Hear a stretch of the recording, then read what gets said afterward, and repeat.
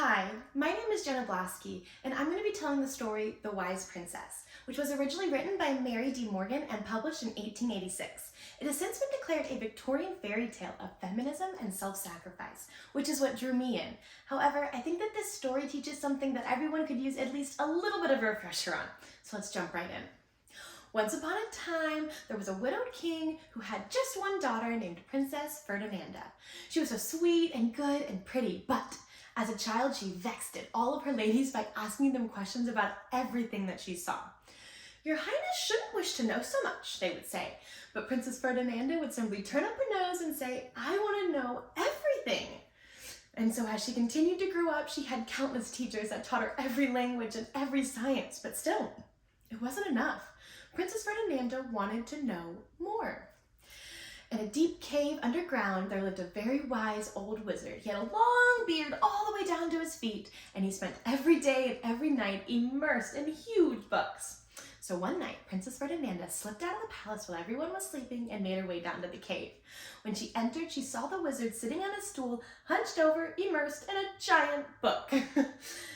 "Who are you, and what do you want?" "My name is Princess Ferdinanda, and I want you to teach me everything that you know." "Why would you want that? You won't be better or happier for it." "I'm not happy now. Please, I'll be the best pupil and I'll pay you with gold." "I don't want your gold, but come here every night and I will teach you what I know." And so that's just what she did. For the next 3 years, Princess Ferdinanda went down to the wizard's cave and he taught her everything that he knew. By the end, she knew all the languages of all the animals. She knew how to turn her enemies into stone and give untold wealth to her friends. But still, Princess Ferdinanda's smile was sad, and her eyes were filled with care. The king wanted to send for a physician, but she told him not to, for she knew more than they. 1 year later, she returned to the wizard and was begging him. She said, "Please, you have taught me so much. But please, there's one thing I don't know. Teach me how to be happy."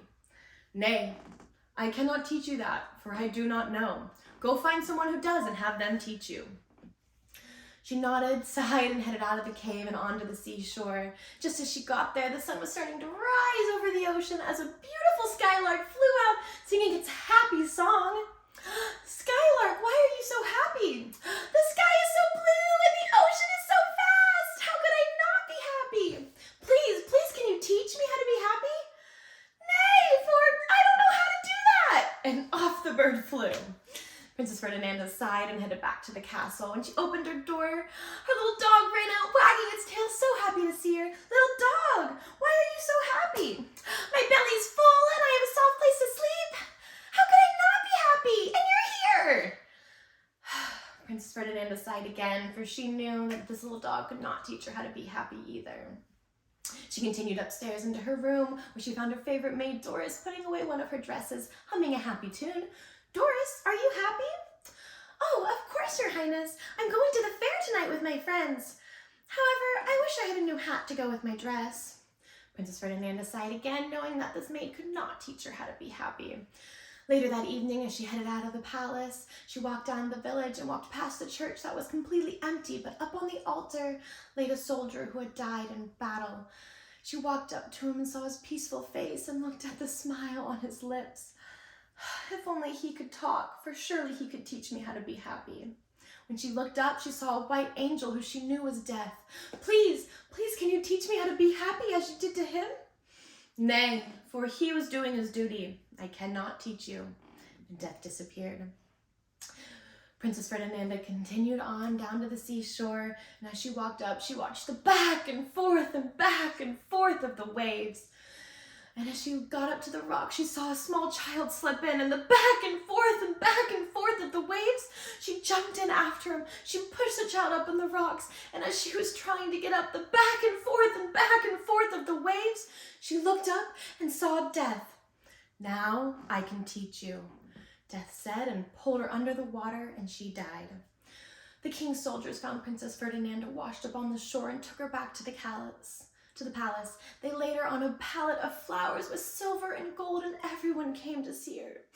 "She was so wise, for she knew everything," Doris said. "Not everything, for she asked me how to be happy."